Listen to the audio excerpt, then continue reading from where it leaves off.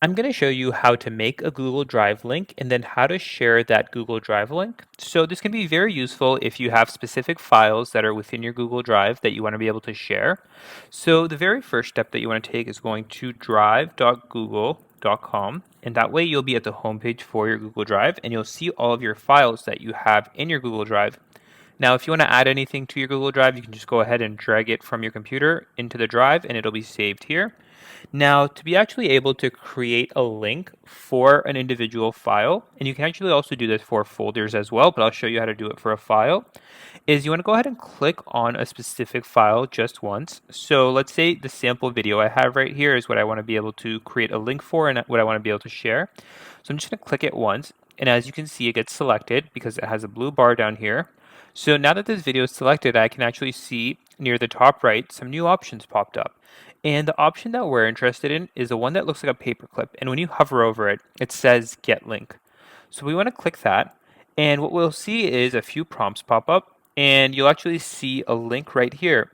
Now, before we copy this link, we want to go ahead and just change a few different options based off of what we want. So as you can see, by default, this link is set to be restricted, so only people that are added can open with this link.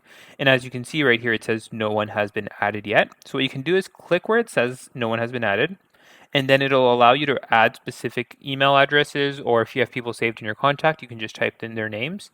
And then you can click done, and then you'll be able to copy the link and you can go ahead and share it that way.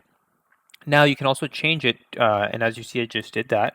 You can change it to anyone with the link, and that means anyone that has this link will be able to go ahead and open this file. So let's keep it that way, and then I'm going to go ahead and copy the link, and I'll click done. And so now I have the link copied. As you can see, it does let you know that the link is copied. So what I'm actually going to do is I'm just going to open a new incognito window.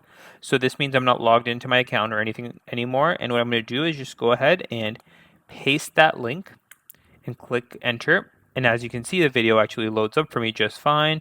And as you see, it's going to load. And then what you can also do from here is be able to download the file as well. So this does just show you how you can go ahead and essentially make a Google Drive link and then how to share that Google Drive link so you can share your files with anyone else. Now, if you have any other questions, be sure to leave a comment down below and I'll be sure to get back to you with the response. Now, if you did enjoy this video and it did help you, be sure to leave a thumbs up as well.